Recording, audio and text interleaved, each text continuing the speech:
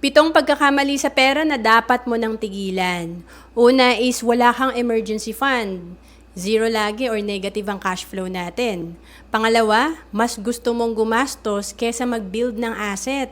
Ito yung hindi mo alam na pwede ka pala mag-invest sa mga top corporations at pwede itong magbigay sa'yo ng passive income. And pangatlo, ang hindi pagbabudget.